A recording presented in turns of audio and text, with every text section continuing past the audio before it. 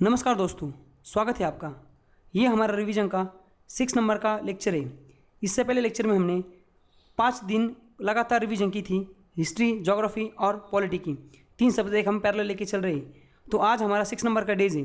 तो चलिए शुरुआत करते हैं। देखो, बात अगर की जाए ज्योग्राफी की तो लास्ट लेक्चर तक हमने देखो ये 8, 9, 10, 11, 12 यहाँ तक हमने लैटिट्यूड और लॉन्गिट्यूड इसको ख़त्म किया था। और आज का जो लेक्चर है हम उसमें सीजन ऑफ द अर्थ देखने वाले हैं। और इसके बाद मतलब जैसे देखो, ये जो डेट हम हर डे का जो हमारा शेड्यूल बना है अगस्त तक का, अगर इसको हम डेली डेली ऐसा करते जाएंगे ना, जैसे अब तक हमारा कोई रुकावट हुई नहीं अब तक के लेक्चर में, तो हमारा पूरा सिलेबस खत्म हो जाएगा। 3 महीने में पूरी रिवीजन हो जाएंगी। तो चलिए शुरुआत करते हैं। आज के लेक्चर में हमें देखना है सीजन ऑफ द अर्थ। देखिए, अभी ये 4 लेक्चर तो हमारे हो चुके हैं। अभी हमारा फंडामेंटल ज्योग्राफी का जो पहला यूनिट है ज्योग्राफी का, उसमें का 5 नंबर चैप्टर है सीजन ऑफ द अर्थ। तो चलिए स्टार्ट करते हैं। सीजन ऑफ द अर्थ समझने के लिए हमें समझना पड़ेगा हीट सरप्लस और हीट डिफिसिट रीजन क्या होते हैं। दुनिया में अर्थ पे कुछ ऐसे रीजन है जहाँ पे हीट ज़्यादा होती है और कुछ जगह हीट कम होती है। तो वो हमें समझना पड़ेगा सीजन ऑफ द अर्थ समझने के लिए। उसके बाद हम वही सीजन देखेंगे, सीजन क्या है, और कुछ इंपॉर्टेंट नोट मतलब कुछ इंपॉर्टेंट पॉइंट्स है जो जिस पे क्वेश्चन आ सकते हैं। इसको हम फैक्ट भी आप समझ सकते हो। तो चलिए, हीट सरप्लस और हीट डेफिसिट क्या होता है। अब देखो, ये डायग्राम है यहाँ पे, इसके द्वारा हम समझने की कोशिश करते हैं। अभी ये अर्थ है, क्योंकि इसमें अर्थ तो सर्कल में दी है, बट एक्चुअली अर्थ एक सर्कल नहीं है, अर्थ एक स्फेरिकल है। अब देखो, ये जो बीच वाला है यहाँ पे हमारा हमने जो देखा था, ये क्या है, इक्वेटर। ये क्या है, ट्रॉपिक ऑफ कैंसर मान लीजिए आप इसको, और ये ट्रॉपिक ऑफ कैप्रिकॉर्न मान लीजिए। ये नॉर्थ पोल हो गया आपका, ये हो गया साउथ पोल। अभी यहाँ पे सन होगा, ये सन होगा, इससे लाइट आएगी। अब सन की जो लाइट है ना, देखो ये सन की लाइट आएगी, ये जब अर्थ पे आएगी। अब ये देखो, ये वाला जो एरिया है बीच वाला, ये बीच वाला जो एरिया है ना, यहाँ पे डायरेक्ट लाइट आएगी सन की। क्योंकि देखो, ये इसको अगर यहाँ पे ऐसे कर देते हैं हम, ऐसा ऐसा, ये क्या है, लॉन्गिट्यूड से। अब देखो, अर्थ फ्लैट है क्या? नहीं, अर्थ कैसी है, अर्थ स्पेरिकल है। तो स्पेरिकल होने के कारण अर्थ का कुछ ऐसा हिस्सा है, ये वाला जैसे, इस पे ज़्यादा लाइट, जल्दी लाइट आती है और ज़्यादा लाइट आती है। और ये जो हिस्सा है देखो, यहाँ पे, ये वाला यहाँ पे कम लाइट आएगी, और वो थोड़ी देर बाद भी, मतलब उसको आने में टाइम लगेगा। यहाँ पे लाइट आने के लिए, जैसे कि फॉर एग्जांपल ये 10 किलोमीटर है, तो ये 12, 15, 13 किलोमीटर हो जाएगा। तो यहाँ लाइट पहले आ जाएगी और ज़्यादा आ जाएगी। तो अर्थ के स्पेरिकल होने की वजह से अर्थ पे सन की जो लाइट आती है वो कुछ हिस्से में ज़्यादा आती है और कुछ हिस्से में कम आती है, और वो अर्थ को 2 हीट रीजन में डिवाइड कर देती है। तो पहला जो हीट रीजन है वो है सरप्लस हीट रीजन, और दूसरा है डेफिसिट। सरप्लस मतलब क्या, जो एडिक्वेट होता है, जितना मतलब चाहिए होता है, उससे अगर ज़्यादा हीट मिल रही है तो उसको बोलते हैं सरप्लस, और जो जितना चाहिए उससे कम हो उसको बोलते हैं डेफिसिट। तो समझ गए आप। अभी इधर देखते। अब देखो, यहाँ पे लिखा हुआ है, यहाँ क्या लिखा है कि अर्थ क्या है, स्पेरिकल है, मतलब वो गोलाकार। उसके बाद टिल्टेड है, वो टेढ़ी हुई है। और उसके बाद तीसरी चीज़ क्या है, ये इलिप्टिकल है, इलिप्टिकल टू सन ऑर्बिट। मतलब ये देखो, ये यहाँ पे फॉर एग्जांपल सन है, यहाँ पे आपका मरकुरी होगा, वेनस होगा, ये अर्थ है। अब ये जो अर्थ है ना, ये जो सन को चक्कर लगाती है ना, ये इलिप्टिकल पाथ में लगाती है। एक बार देखो, यहाँ पे एक बार ज़्यादा होगा डिस्टेंस, एक बार कम होगा। तो अर्थ एक तो स्पेरिकल है खुद, दूसरी चीज़ वो टिल्टेड है। इसका मतलब ये अर्थ है ऐसी, ये सन है फॉर एग्जांपल, तो अर्थ ऐसी सीधी की सीधी नहीं है, वो ऐसी देखो, फॉर एग्जांपल ये अर्थ है ना, ऐसी वो टिल्टेड, वो देखते आगे हम इसको, ये इधर दिखाई देता है एक बार आपको। अब ये जो अर्थ है ना, देखो ये हो गया आपका अर्थ, और यहाँ पे हो गया सन। अब ये जो अर्थ है ना, आपको लग रहा होगा ये अर्थ है, और यहाँ पे आधा हिस्सा, यहाँ पे आधा हिस्सा ऐसा है, और यहाँ पे ऐसे लाइट आती होगी, तो ये गलत है। क्यों गलत है, आपको दिखाता हूँ। इसको एक बार इरेज करता हूँ वापस। ये देखो, ये अर्थ है और ये सन है। अर्थ जो है ना वो टिल्टेड ऐसी, ये नॉर्थ पोल यहाँ पे इसका, और ये इसका साउथ पोल है। कितनी टिल्टेड है वो अर्थ, कितनी टिल्टेड है, मैंने आपको पढ़ाया था, आपके पास नोट्स हो गया। आप मुझे कमेंट सेक्शन में लिख के बताना कि अर्थ का टिल्ट कितना है। उसके बाद देखो, ये सन है, तो ये अर्थ ऐसी ऐसी घूमती, मतलब ये जो पॉइंट है, यहाँ पे पॉइंट है, और ऐसे ऐसे घूमती, मतलब जैसे कि ऐसे ऐसे ऐसे ऐसे ऐसे घूमती। समझ गए आप। तो अर्थ एक तो पहली चीज़ क्या है, एक तो स्पेरिकल है, दूसरी चीज़ टिल्टेड है, तीसरी चीज़ इलिप्टिकल वे में वो सन को चक्कर लगाती, ऑर्बिट करती। इन 3 चीज़ों की वजह से अर्थ हीट को डिवाइड करती है 2 टाइप में। एक होता है ट्रॉपिकल जोन, दूसरा होता है टेम्परेट जोन। जो हमने देखा था ना, कौन सा वाला, इधर देखो, ये डिफिसिट और सरप्लस, वही चीज़ उसको देखती। अब ये जो बीच वाला रीजन है ना, यहाँ पे ज़्यादा लाइट आएगी इसके कंपैरिजन में, और यहाँ पे थोड़ी कम आएगी। तो earth is spherical not a flat, earth flat नहीं, मतलब ऐसे सीधी नहीं, वो ऐसी, समझेगा, स्पेरिकल है, तो बीच में कुछ पार्ट बाहर आया हो उसका। So every part of earth not get equal amount of light.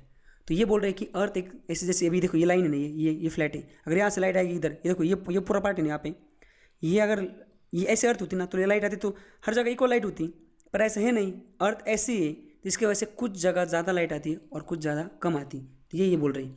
दूसरी चीज़ क्या है, so equator get direct light and more sunlight as compared to polar region. Polar मतलब कौन सा, ये नॉर्थ पोल और ये साउथ पोल।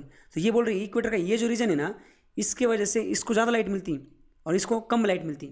तो इसके वजह से जो ट्रॉपिकल रीजन है, ट्रॉपिक मतलब ये देखो, ये ऊपर 30 नीचे 30 के बीच में जो आता है ये 23 ट्रॉपिक ऑफ कैंसर और कैप्रिकॉर्न के बीच में 23 ऊपर 23 नीचे के बीच में जो रीजन आता है ना, उसको बोलते हैं ट्रॉपिकल रीजन। और उसके ऊपर यहाँ से पोल से लेके ये जो बीच कैंसर और पोल के बीच में इधर इधर, उसको बोलते हैं टेम्परेट रीजन और पोलर रीजन। तो ये बोल रहे हैं ये बीच वाला जो कैंसर और कैप्रिकॉर्न के बीच इक्वेटर पकड़ के इसके बीच में जो रीजन है ये वाला, ये होता है हीट सरप्लस रीजन और ये होता है हीट डिफिसिट रीजन। समझ गए? तो इतना ही था हीट सरप्लस और हीट डिफिसिट। चलो आगे चलते हैं।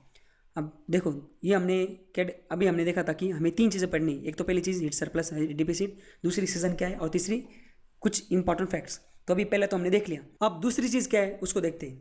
अब देखो दूसरी चीज़ में इतनी चीज़ें देखा हमें देखनी सब टॉपिक्स। पहला तो क्या है, रोटेशन क्या होता है उसको समझना पड़ेगा, रिवोल्यूशन क्या है, देन समर सोल्स्टाइस क्या होता है, चौथी चीज़ विंटर सोल्स्टाइस क्या होता है, और लास्ट में इक्विनॉक्स क्या होता है। तो चलो एक एक देखते हैं। सबसे पहले रोटेशन क्या होता है, ये इमेजिन कीजिए आप यहाँ पे खड़े हो, ये आप हो, ये आपका हाथ है, ये हाथ है, ऐसा घूमो खुद के, और यहाँ पे आप पैर आपके, तो पैर को बिना हिलाए आप ऐसा घूमो कि ये हाथ इधर चला जाए, ये हाथ इधर आ जाए। तो ये जो खुद को एक परिक्रमा करना होता है ना, खुद की चक्कर लगाना, एक सेंटर बिना चेंज हुए, आपका सेंटर वैसे रहना चाहिए, तो सेंटर को बिना हिलाए हुए अगर कोई चीज़ खुद के सराउंडिंग में एक चक्कर लगा रही खुद को ही, तो उसको बोलते रोटेशन। समझ गए? सिंपल चीज़ है। लास्ट टॉपिक में हमने देखा था कि जो अर्थ है वो देखो ऐसी नहीं हो सीधी, वो टिल्टेड है। समझ रहे हैं? आप कमेंट सेक्शन में लिखने वाले हो कि उसका टिल्ट का कितने एंगल में वो टिल्टेड है, तो ये इतने टिल्टेड है। तो देखो ये यहाँ पे देखो ऐसा एरो दिया हुआ है, तो ये जो है ना ये नॉर्थ पोल है, ये साउथ पोल है। तो अर्थ ये जो खुद को ऐसे चक्कर में लगाते हैं इस डायरेक्शन में, समझ रहे? देखो यहाँ पे दिया है, तो ये जो एक चक्कर लगाते हैं ना इसको बोलते हैं रोटेशन, और इसका एक्सिस चेंज नहीं होता। तो अर्थ रोटेशन ऑन इट्स एक्सिस, समझ रहे हैं? ये बीच में इक्वेटर है, तो अर्थ क्या है, टिल्टेड है, एंड ये क्या है, रिजॉल्व होगा गलती से, इधर रिवॉल्व है, ये रिवॉल्व होती है किस पे, सन को चक्कर लगाती है इलेप्टिकल मैनर में। मतलब अभी देखो यहाँ पे सन है, यहाँ पे अर्थ है, अर्थ ऐसे टिल्टेड है, ये नॉर्थ पोल है, साउथ पोल है, अर्थ खुद को भी चक्कर लगाती है ऐसे, मतलब रोटेशन हो रहा है, और ऐसा रिवॉल्यूशन भी करती है इलेप्टिकल मैनर में। समझ गए आप? इसका मतलब अर्थ खुद को चक्कर लगाते लगाते ही सन को चक्कर लगाती, समझे? Earth rotate along its axis from west to east. अभी वेस्ट टू ईस्ट क्या चीज़ है, अब देखो ये हमारा इंडिया है प्यारा सा। अब देखो ये नॉर्थ ईस्टर्न स्टेट्स है, ये यहाँ पे गुजरात है, यहाँ पे अरुणाचल है। अब मुझे एक बात बताओ, यहाँ पे नॉर्थ साउथ कैसे होगा? ये देखो ये क्या होगा, ईस्ट वेस्ट नॉर्थ साउथ, यहाँ पे होगा सन। ऐसा क्यों, यहाँ पे क्यों होगा, इधर क्यों नहीं होगा? इधर इसलिए नहीं होगा क्योंकि देखो ये अर्थ कैसे घूमती है, यहाँ पे इंडिया है, ये पूरा ऊपर एशिया है, पुतिन भाई साहब इधर पूरा समय रखा, इमरान खान इधर, शेख हसीना बांग्लादेश, इधर नेपाल भूटान श्रीलंका। अब ये देखो ये साइड ईस्ट साइड हमने देखा, ये वेस्ट साइड है। अर्थ घूमती कैसे पता है? ये पूरा अर्थ है, अर्थ ऐसे घूमती, इसका मतलब क्या, अर्थ वेस्ट टू ईस्ट घूमती। इसलिए तो सबसे पहले सनराइज कहाँ पे होता है, वो अरुणाचल में होता है। सबसे लेट कहाँ पे होता है? गुजरात में होता है। अरुणाचल में सनराइज कब होता है? अगर अरुणाचल में 6 बजे हो रहा है तो गुजरात में वो यहाँ पे इस पार्ट में कच्छ के इस साइड में 8 बजे होगा, क्योंकि 2 घंटे का लॉन्गिट्यूड। ये लॉन्गिट्यूड कितना होता है? ये 1 घंटा मतलब 15 डिग्री। यहाँ पे 0 जो था उधर, मतलब यहाँ पे 0 है, तो 0 के बाद जो होगा 1, उसके बाद 2, तो इसके बीच में जो है ना ये ऐसे 15 मतलब 15 तक, 15 मतलब कितना, 15 डिग्री जो लॉन्गिट्यूड है, मतलब 1 घंटा होता है। तो इसके बीच में जो है ना वो 30 डिग्री, लगभग 30 डिग्री लॉन्गिट्यूड का डिफरेंस है, फासला है, इसलिए ये 2 घंटे होता है। मगर यहाँ पे जितना, यहाँ अगर 7 बजे होगा तो यहाँ पे 9 बजे होगा, इतना नहीं होता। यहाँ पे बहुत जल्दी हो जाता है, सनराइज़ बहुत जल्दी हो जाता है, 5:30 बजे, 5:45 बजे हो जाता है, तो यहाँ पे 7, 7:30, 7:45 तक हो जाता है। समझ रहे हैं आप? तो ये हमें ये सारा क्यों पढ़ रहे हैं हमें इस चीज़ के लिए डायग्राम इसलिए किया कि आपको ये समझाने के लिए कि अर्थ वेस्ट टू ईस्ट घूमती है। मतलब क्यों, कैसे घूमती है वेस्ट टू ईस्ट? क्योंकि यहाँ पे ईस्ट है, यहाँ पे सन है, तो ये अर्थ ऐसे घूमेगी, इसलिए तो सबसे पहले यहाँ पे लाइट होगी। तो सबसे पहले सनराइज़ कहाँ पे होगा? जापान में होगा या यूएसए में होगा? जापान में होगा। समझ रहे हैं आप? अब देख दो, वापस आते हैं।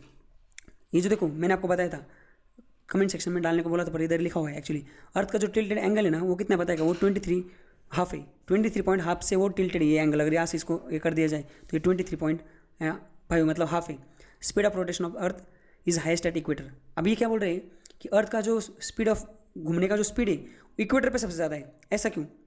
अब देखो ये अर्थ है, अब ये यहाँ पे इक्वेटर है और यहाँ पे पोल के पास एक दूसरी लैटिट्यूड है, इक्वेटर भी लैटिट्यूड है। अब मुझे एक बात बताओ, यहाँ पे जो है पूरा चक्कर लगाने के लिए फॉर एग्जांपल ये कितना किलोमीटर होगा? अगर जैसे फॉर एग्जांपल कोई आदमी यहाँ से इसको जाने के लिए, ये अगर टोटल अगर ये 10 है, मैं इसको मान लीजिए जाए, तो इसको और ये कितना होगा, ये 30 होगा क्योंकि ये बड़ा है उससे। ओके, इसको चक्कर लगाने के लिए ये देखो ये 10 और ये 10 20 हो जाएगा, पर इसको चक्कर लगाने कितना लगेगा, ये कितना लगेगा, इसको 30 और 30 60 लगेगा। मतलब ये 20 उसी टाइम में। अर्थ का रोटेशन मतलब अर्थ का रोटेशन ऐसा थोड़ी कि इधर कम उधर ज़्यादा। अर्थ का रोटेशन अगर मतलब अर्थ को खुद को चक्कर लगाने के लिए 24 घंटे चाहिए, तो 24 घंटे में एक जगह ऐसी उसको पूरा कंप्लीट होने में कितना टाइम लगता है? 10 और 10 20 लगती पूरा टोटल, और एक को 60 लगते। तो मुझे एक बात बताओ, स्पीड सबसे ज़्यादा कहाँ पे होगा? यहाँ पे सबसे ज़्यादा स्पीड होगा, क्योंकि उसी टाइम में वो सब मतलब टाइम सेम है, T is equal to same, but ये जो डिस्टेंस है वो अलग अलग है। जिधर ज़्यादा अगर टाइम सेम है, 1 किलोमीटर में कोई बाइक 60 किलोमीटर जा रही है और कोई 30 किलोमीटर जा रही है, तो जो 60 किलोमीटर जा रही है ना उसका स्पीड ऑफकोर्स ज़्यादा होगा। तो सबसे बड़ा क्या है यहाँ पे, कौन सा लैटिट्यूड है? ये इक्वेटर। तो इसलिए ये क्या बोल रहे हैं कि स्पीड ऑफ रोटेशन कहाँ पे ज़्यादा होगा? ट्रॉपिक ऑफ कैंसर पे होगा, कैप्रिकॉर्न पे होगा, या पोल पे होगा, इक्वेटर पे होगा। वो आप समझ गए होंगे, नहीं समझे तो वीडियो पॉज कीजिए, वापस जो अभी बताएं उसको सुनिए। तीसरी चीज़, ये अर्थ के रोटेशन की वजह से क्या होता है, सबसे इंपॉर्टेंट चीज़ क्या होती है? अब देखो अर्थ ने अगर घूमना बंद कर दिया, जैसे अभी हमारे यहाँ पे फॉर एग्जांपल दोपहर के 2 बजे तो फुल लाइट है, अर्थ घूम रहे, अर्थ खुद को चक्कर लगा रही है और वैसे सूर्य मतलब सन को भी चक्कर लगा रही है। बट इन केस अगर अर्थ ने खुद के तरफ घूमना जो है रोटेशन वही बंद कर दिया, हमारे यहाँ फॉर एग्जांपल 2 बजे और उधर अमेरिका में रात है, तो अगर घूमना ही बंद कर दिया अर्थ ने, तो सिर्फ वो रिवॉल्यूशन चल रहा है उसका, तो खुद की तरफ घूमना बंद कर दिया तो 2 बजे हमारे यहाँ पे 2 ही बजे रहेंगे पूरी ज़िंदगी भर, क्योंकि वो जो फेस है, जैसे कि अभी यहाँ पे 2 बजे यहाँ पे ये कहाँ है, ये यहाँ पे सन है फॉर एग्जांपल, यहाँ पे अर्थ है, ये जो फेस उसकी आई यहाँ पे 2 बजे, ये फेस सन को आई और ऐसा है उसको चक्कर लगाना है पूरा, किसको?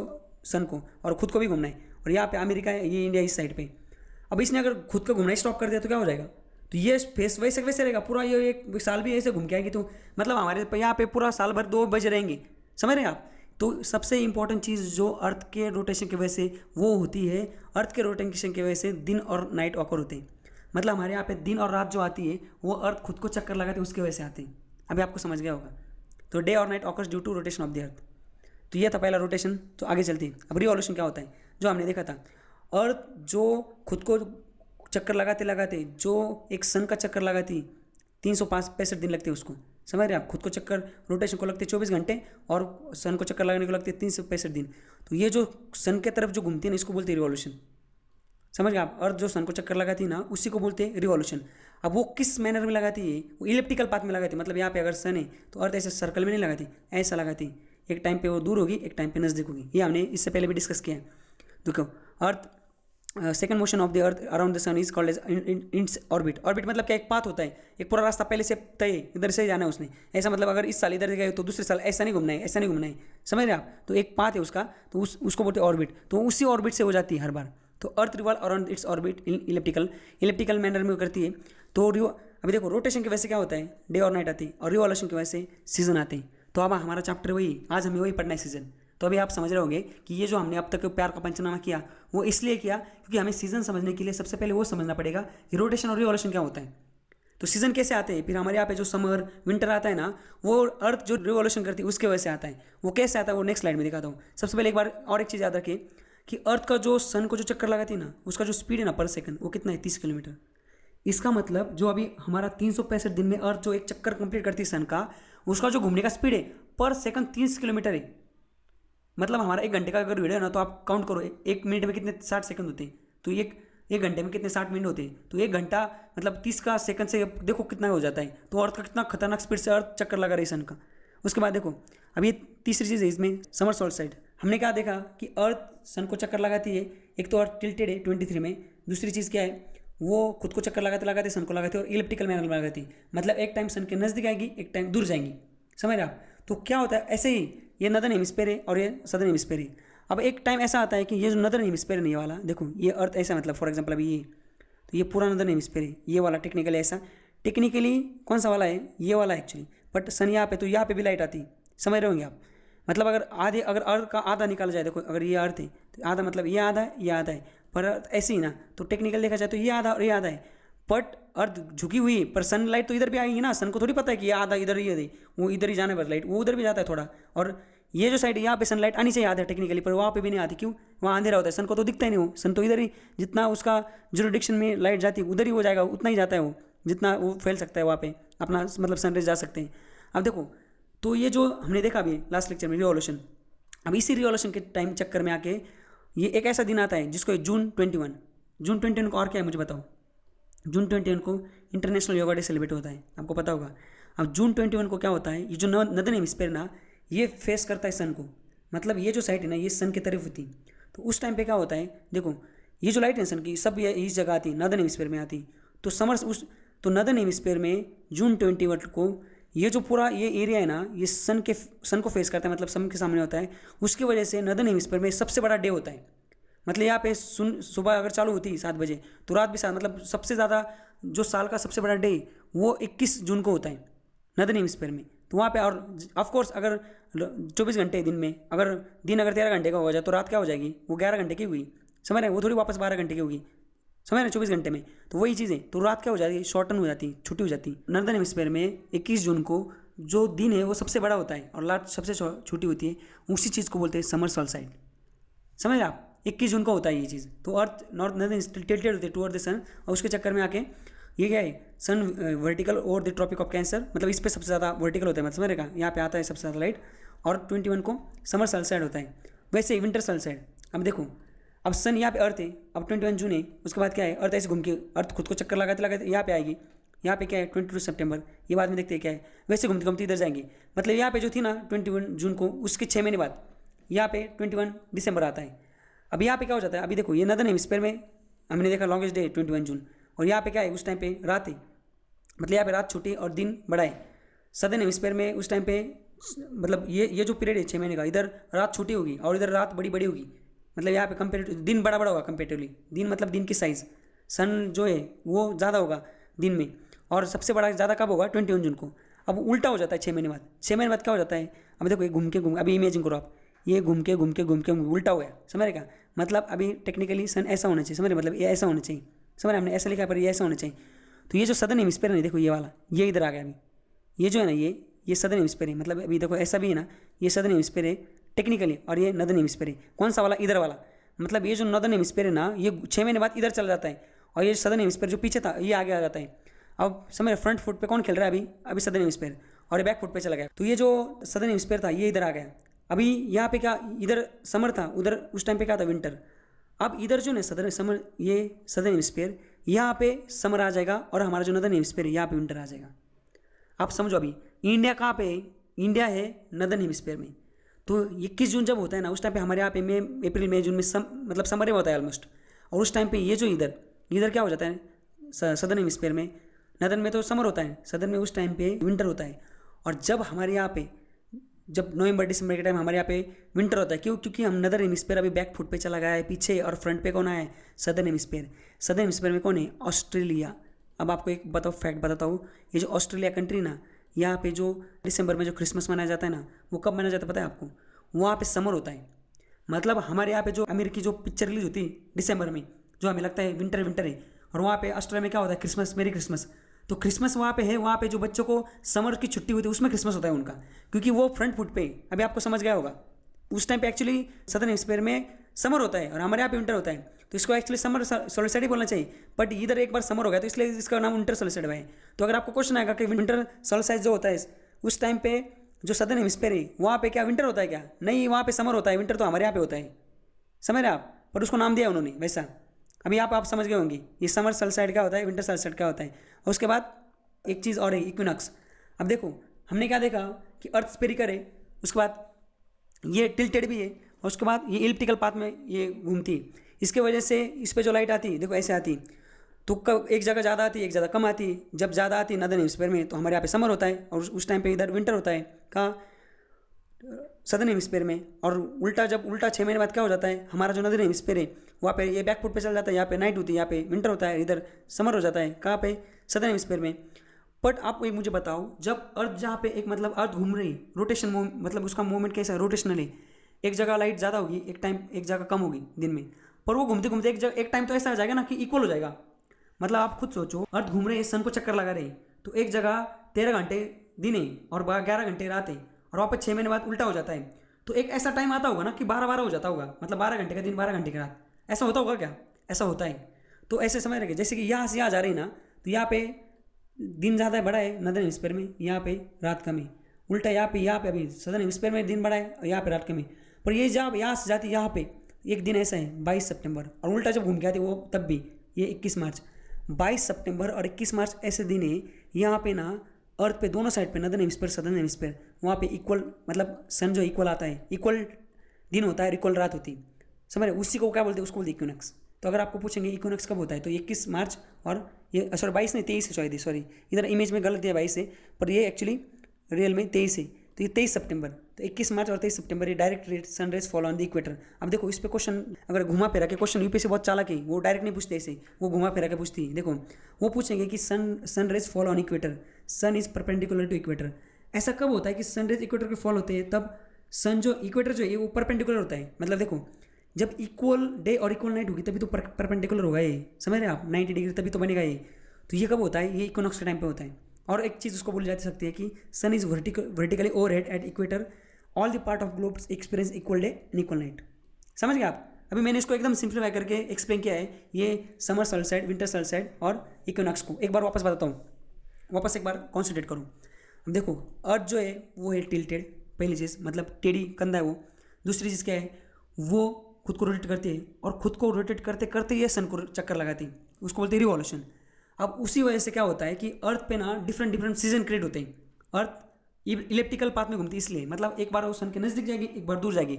इसी वजह से अर्थ पे डिफरेंट सीजन क्रिएट होते हैं। सीजन कौन से, ये विंटर समर रेनी, ये जो हम एक्सपीरियंस करते हैं वो वाले। अब एक टाइम पे क्या होगा, जैसे कि अभी नदर्न हेमिस्फीयर है, इंडिया हम नदर्न हेमिस्फीयर में रहते हैं, अर्थ को हमने 2 पार्ट में डिवाइड कर दिया, एक है सदर्न हेमिस्फीयर, एक है नदर्न हेमिस्फीयर। अब इंडिया नदर्न हेमिस्फीयर में, तो एक टाइम क्या होगा, नदर्न हेमिस्फीयर में समर जब होगा तब ये जो पीछे वाला साइड है सदर्न हेमिस्फीयर, वहाँ पे विंटर होगा। तो 21 जून जो है यहाँ पे अर्थ मतलब नदर्न हेमिस्फीयर में सबसे लॉन्गेस्ट डे होता है, मतलब रात छोटी होती है और दिन बहुत बड़ा होता है, समझ रहे आप।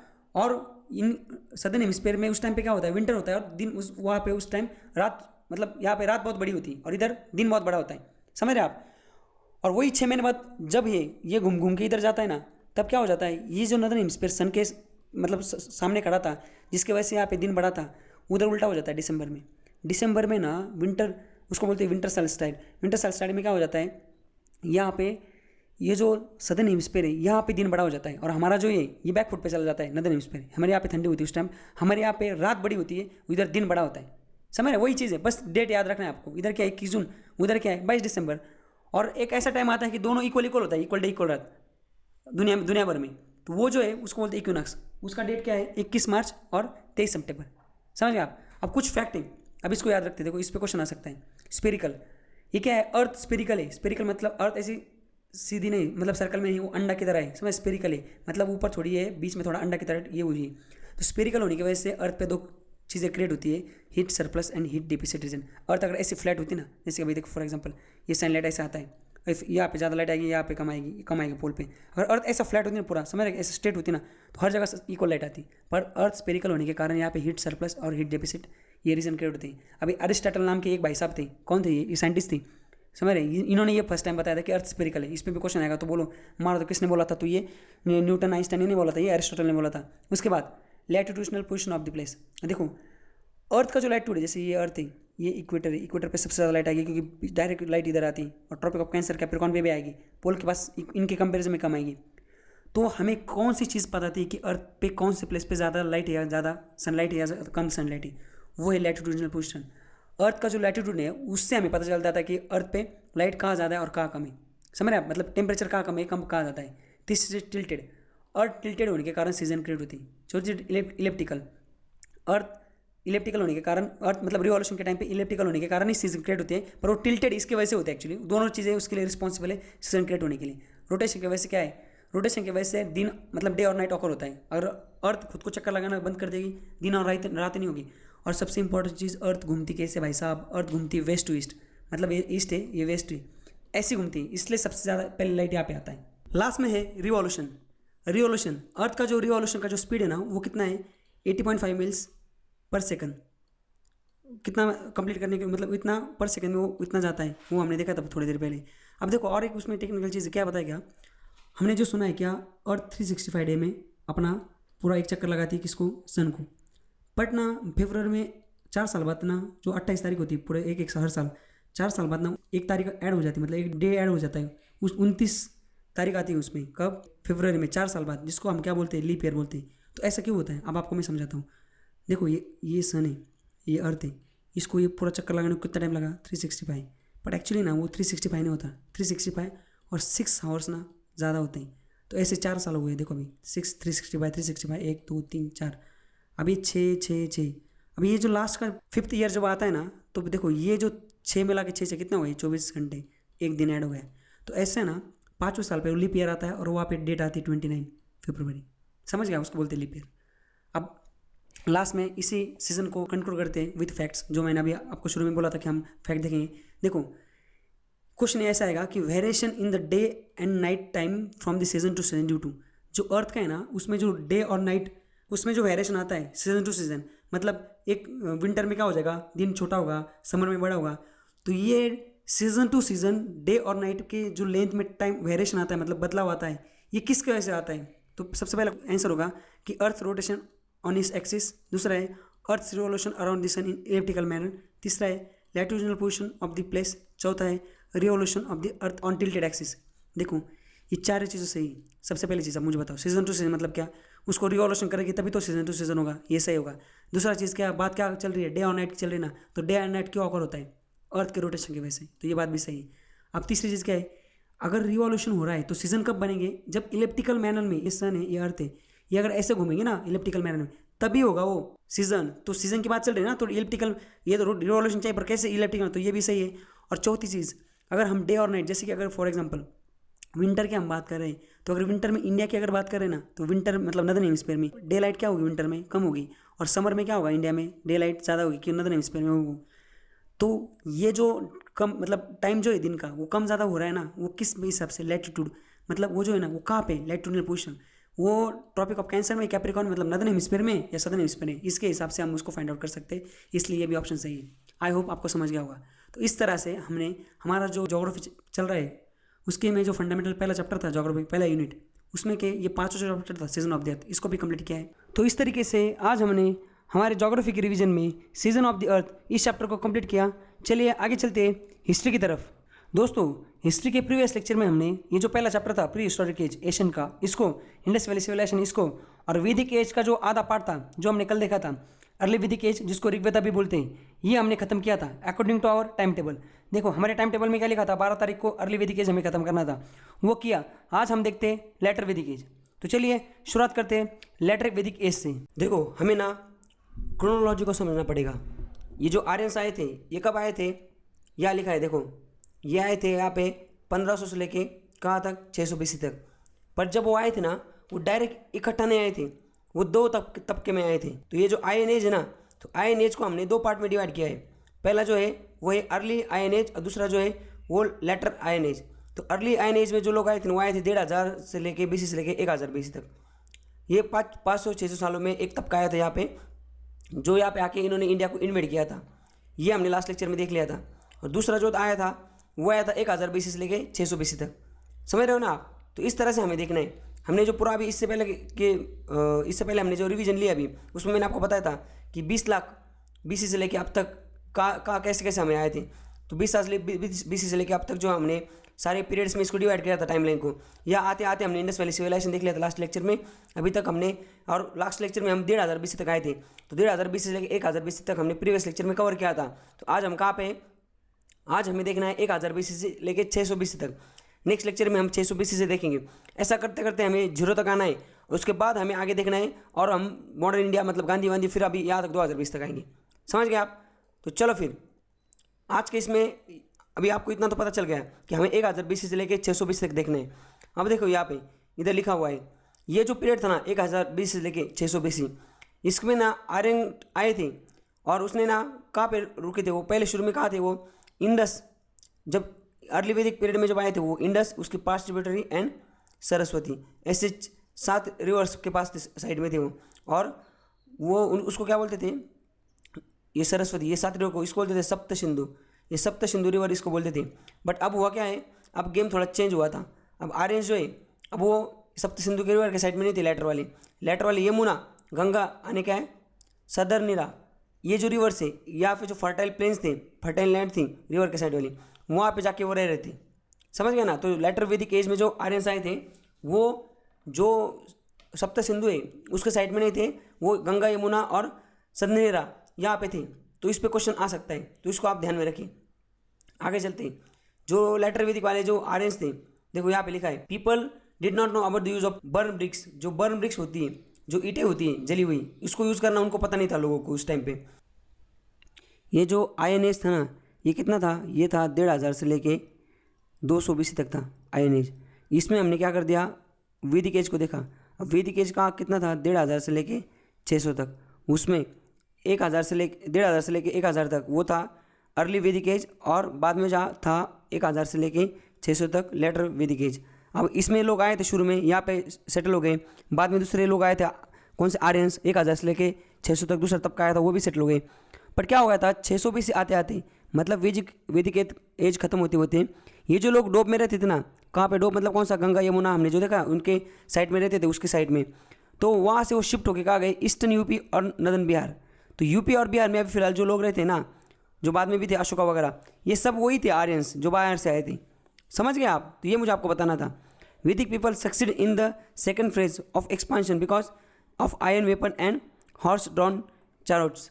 अब ये जो हॉर्स ड्रॉन चारोट्स होते थे ना, इससे ये लोगों ने एक्सपांशन किया था। क्यों? क्योंकि इससे पहले क्या था, इससे पहले जो लास्ट प्रीवियस ईयर्स था, कौन सा था, हम जो देख रहे थे प्रीवियस पीरियड था, वो था कैलकुलेटिक पीरियड।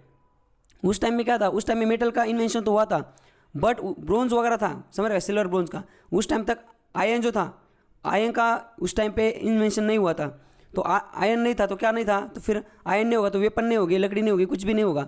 तो ये सेकंड जो ये जो आयरन एज जो था, उसमें जब इस चीज़ का इन्वेंशन हुआ तो ये लोगों का एक्सपांशन बहुत अच्छा हुआ।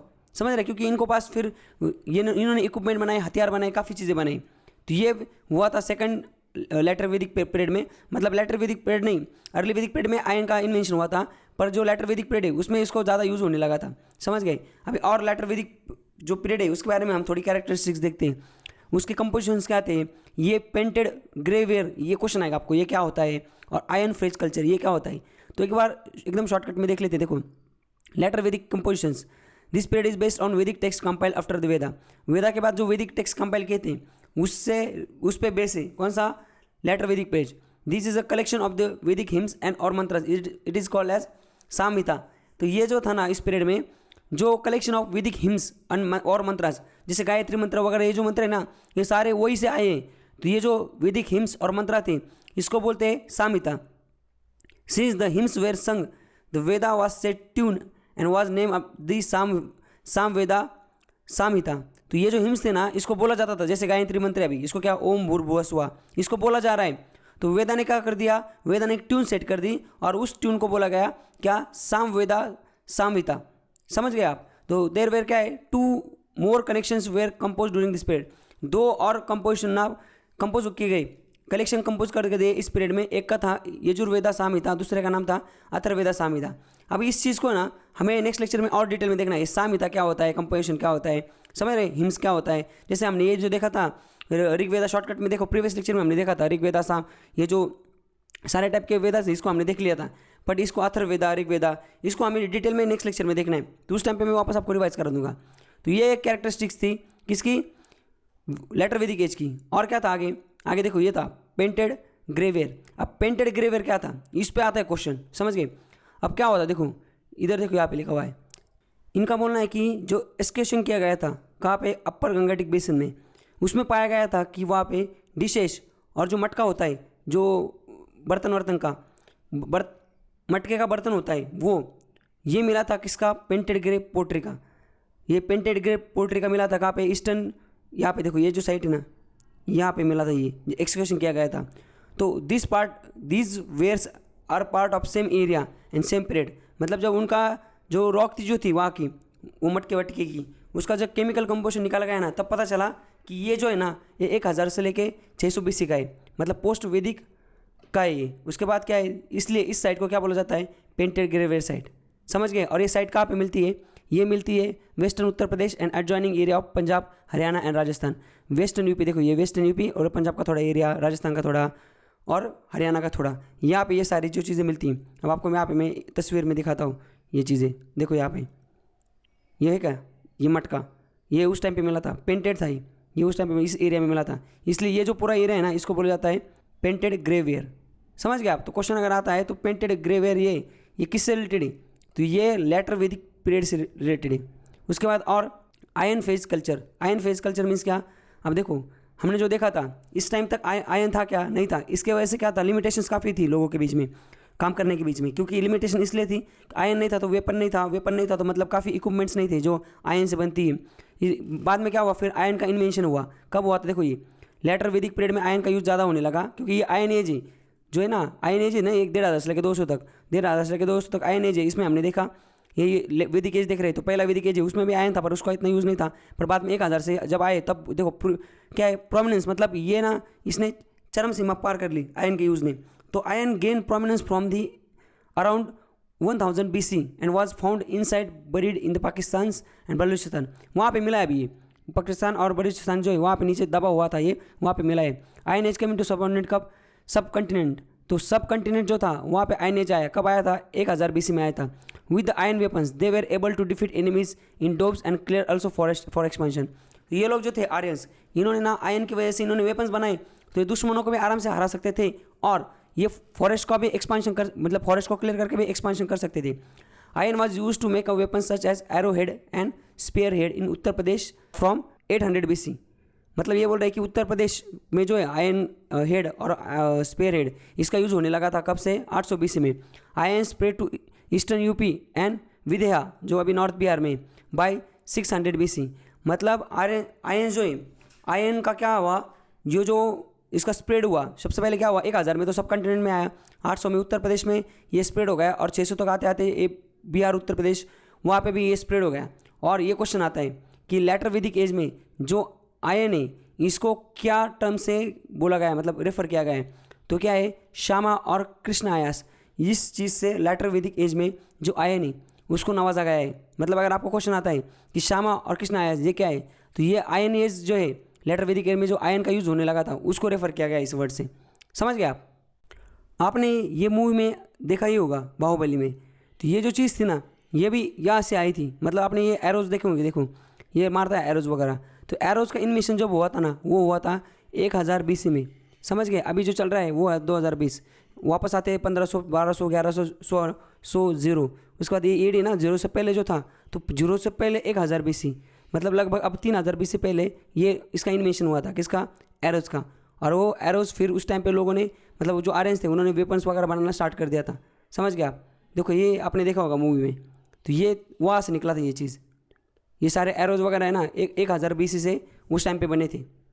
देखो हमने यहाँ तक जो ये दो चीज़ें देख ली, वैदिक कंपोजिशंस और लेटर वैदिक कंपोजिशन और पेंटेड ग्रेवेयर। अब आयन कल्चर्स देखते।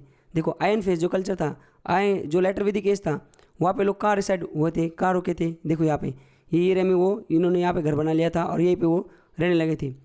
अब बात इस फेज में देखते हैं, आयन का जब इन्वेंशन हुआ तब क्या क्या चीज़ें हुई। देखो यहाँ पे लिखा हुआ है क्या क्या हुआ था। एग्रीकल्चर जो था वो प्रिमिटिव था, मतलब एग्रीकल्चर पे ही सारी चीज़ें डिपेंडेंट थी। It was wide spread and prevalence of rice and wheat grow in the later Vedic age. जो राइस और व्हीट ना ये बहुत ग्रो होने लगे, मतलब इसका जो कल्टिवेशन है वो ज़्यादा होने लगा, क्योंकि आयन भी आ गया था। तो आयन की वजह से क्या हुआ था, आर्ट एंड क्राफ्ट इनका भी इन्वेंशन हुआ था, डाइवर्सिफिकेशन की वजह से। और उसके बाद ऑक्यूपेशन जो थे जैसे कि smelter, iron, copper Smiths, carpenter, ये सारी चीज़ें आ गई। तो ये सारे जो मैन्युफैक्चरिंग चीज़ें बनाते हैं, मतलब ये सारी चीज़ें ये आयन से रिलेटेड है। तो आयन के बाद ये जो black and red ware, black slip red, painted grey ware और रेड वेयर, ये सारी की सारी चीज़ें है ना, ये आयन का इन्वेंशन जब हुआ उसके साथ ही ये सारी चीज़ें आई थी। यहाँ देखो, और ये जो इकोनॉमी है उस टाइम की इकोनॉमी बूस्ट हो गई थी। और ये चीज़ें देखो, कारपेंटर, स्मिथ एंड स्मेल्टर, ये क्या है, weaving, pottery, carpenters, jewellery work, ये सारी चीज़ें होने लगी थी। उसके बाद mud bricks of houses continue, मतलब मड ब्रिक्स के हाउसेस होते थे वहाँ पे, उस टाइम पे इन लोगों को ना लेटर वैदिक एज में इन लोगों को ये नहीं पता था कि बर्न ब्रिक्स जो ईंटें होती ना जली हुई उससे घर नहीं बनता था, जो कच्ची ईंटें होती ना बिना पकी हुई मड ब्रिक्स जो कीचड़ वाली उसी से घर बनता था। और वुडन प्लग, ये देखो जो वुडन प्लग होता है इसको उस टाइम पे इन्होंने बनाया था। अभी जो फार्मर यूज़ करते हैं ना बैल के साथ हमारे खेती करने के लिए, तो ये जो है ना ये आयरन एज में जो था आयरन लोगों ने बनाया था आयरन एज में, कहाँ पे लेटर वैदिक एज में। तो यहाँ तक हमने देखो ये सारी चीज़ें कैरेक्टरिस्टिक्स देख ली। तो लेटर वैदिक एज जो था इसके बारे में जो इन्फॉर्मेशन थी बेसिक हमने ये सारी की सारी देख ली। ये तो हमने प्रीवियस लेक्चर में देख लिया 3, अभी ये देख लिया। अभी इकोनॉमिकल और सोशल लाइफ उनकी देखती है। और ये जो लेक्चर ना सॉरी ये जो 3 टॉपिक है कल के लेक्चर में हम देखने वाले हैं, पर आज के लेक्चर में अभी ये बचा हुआ है economical and social life of later Vedic age के जो लोग थे उनका। अर्ली वैदिक एज के लोगों का हमने प्रीवियस लेक्चर में ही देख लिया था। अब इसमें हमने इतनी चीज़ें देखनी, कौन सा एग्रीकल्चर कैसा था उस टाइम पे, इकोनॉमी कैसे थी उस टाइम पे, वर्ना सिस्टम की थी क्या वो क्या थी, एडमिनिस्ट्रेशन सेटअप कैसा था, कैसे चलता था उस टाइम पे उनका सारा कारोबार। उस टाइम पे 4 टाइप के यज्ञ होते थे वो क्या था, और उस टाइम पे रिचुअल्स और फिलोसफी ये क्या थी। इतनी चीज़ें हमें अभी आज के लेक्चर में देखनी। तो चलो एक एक देखते हैं। एग्रीकल्चर कैसा था एग्रीकल्चर उस टाइम पे। द पीरियड वाज ऋग वैदिक इज नोन एज लेटर वैदिक। ऋग वैदिक एज जो था इज ऑल्सो नोन एज क्या, लेटर वैदिक एज। ये देखो यहाँ पे उस टाइम पे एग्रीकल्चर कैसा था, यहाँ लिखा हुआ है agriculture chief means of livelihood, मतलब जीवन यापन करने के लिए जो चीज़ें हुई थी वो सिर्फ एक ही चीज़ थी ज़्यादातर चीप, मतलब सबसे इंपॉर्टेंट जो चीज़ थी वहाँ के लोगों का मतलब अपना जीवन यापन करने का वो था लाइव एग्रीकल्चर। खेती करके सारे लोग ऑलमोस्ट सारे लोग खेती करके अपना सारा जीवन पालते थे। उसके बाद क्या था उस टाइम पे wooden plug share was use. Wooden जो प्लग था मतलब ये जो इसको क्या बोलते हैं, ये जो वुडन ये जो प्लग था जिससे खेती की जाती है ये शेयर किए जाते, लोग शेयर करते थे, समझ रहे। Wooden plug share was use, इसको लोग यूज़ करते थे। ये क्या है, सतपथा ब्राह्मणा spoke in details about plugging rituals. तो प्लगिंग रिचुअल्स जो है वो इसके बारे में ना सतपथा ब्राह्मणा, ये एक ब्राह्मणा थे। ये हम नेक्स्ट लेक्चर में आपको बताऊंगा ये ब्राह्मणा क्या थे। ब्राह्मण मतलब मर्द पर्सन नहीं है, वो कुछ लिखा होता था उसको बोलते थे ब्राह्मणा, एक किताब टाइप, उसको बताता हूँ मैं क्या होता है आपको। तो वो भी उस टाइम पे यूज़ होता था। उसके बाद क्या है, kings and princes use to manual labour, जैसे कि अपने बाहुबली में देखा होगा ये प्रभास कैसे राजा होकर भी काम करता है, वैसे इस टाइम में भी किंग्स होते थे, उनकी रानियाँ होती थी, ये भी मैनुअल लेबर करती थी। मतलब उस टाइम पे इतनी अच्छी सोसाइटी थी, तो ये भी इस टाइम पे था। उसके बाद आगे एग्रीकल्चर, उसमें क्या क्या था, और देखो यहाँ पे लिखा है चिप क्रॉप्स, कौन से ऐसे क्रॉप्स थे जिनको ज़्यादा किया जाता था। देखो it was prohibited the chips crop, जो चिप्स क्रॉप थे उनको प्रोहिबिट किया था। बस ये क्या है, use of rice was recommended in rituals but not wheat. Ritual जो होते थे उनके उस टाइम पे वहाँ पे ना जो राइस है इसको ज़्यादा तवज्जो दी जाती थी, व्हीट को नहीं दी जाती थी, समझ गए। ये क्या है, लेंथिस मतलब मसूर की जो दाल थी वो भी उस टाइम पे प्रोड्यूस की जाती थी। कब, लेटर वैदिक एज में। ये देखो यहाँ पे ये मतलब राइस है और ये मसूर की जो दाल होती है इसको ऐसा बनता है, वो मसूर जो है इसका पेड़ ऐसा होता है, ये भी उस टाइम पे हुआ था। तो इस टाइम पे हमने एग्रीकल्चर क्या क्या होता था एग्रीकल्चर में वो हमने देख लिया। वहाँ उसमें हमने ये देखा कि वुडन प्लग जो है उसको शेयर किया जाता था। सतपथा ब्राह्मणा, इस पर क्वेश्चन आ सकता है, इसमें ये प्लगिंग रिचुअल्स दिए हुए हैं। उस टाइम पे जो राइस है इसको ज़्यादा यूज़ किया जाता था, व्हीट को नहीं किया जाता था। लेंटिल्स जो है वो उसका ज़्यादा यूज़ होता था। यहाँ तक हमने देख लिया। अब आगे चलते हैं, इकोनॉमी के बारे में देखते हैं। उनकी जो इकोनॉमी ना उसमें ना वैदिक टेक्स्ट में लिखा गया है कि समंदर सी और सी वोएज इनके बारे में काफ़ी लिखा गया है। This shows that this sea borne trade, मतलब इसको ऐसा बोला जाता है कि ये चीज़ों के बारे में ज़्यादा लिखा गया है, समंदर और इसके बारे में, इनके ट्रेड वर्ड के बारे में। तो इनका बोलना है कि ये उस टाइम पे ना सी से मतलब समंदर से ज़्यादा ट्रेड होता था, उससे भी इकोनॉमी इनकी चलती थी। मनी लेंडरिंग वाज फ्लोरिश बिजनेस, मतलब मनी लेंडरिंग पैसा देना ये भी एक बिजनेस था। लोगों को मतलब लोन देना, मनी लेंडरिंग जो होती ना साहूकार लोग टाइप के लोग करते हैं, वो भी उस टाइम पे ज़्यादा था। This the reference to the word shreshthin जो वर्ड है ये indicate there was the rich traders and probably they were organised in the guilds. Aryan जो लोग थे ना वो ना कॉइन्स को यूज़ नहीं करते थे, देखो did not use the coin, वो ना स्पेसिफिक वेट ऑफ गोल्ड उसको यूज़ करते थे। और उनके ना रिनाउंड ट्रेड सेंटर्स होते थे, वहाँ पे सारा ट्रेड वगैरह चलता था। उसका नाम है सतमना, निष्का, कौसम्बी, हस्तिनापुर, काशी एंड विदेहा, यहाँ पे सारी चीज़ें होती थी, इसको याद रखो आप। ये बुलॉक कार्ट जो था were use to carry the gold on the land. तो बुलॉक कार्ट मतलब क्या, जो बैलगाड़ी है उसको यूज़ किया जाता था। For foreign trade boats and ship, उसके लिए बोट और शिप यूज़ किया जाता था। और सिल्वर के जो ना इंक ऑर्नामेंट्स ज़्यादा गहने ज़्यादा यूज़ में आ गए थे, उसका ज़्यादा इंक्रीज़ हो गया था, मतलब यूज़ करना।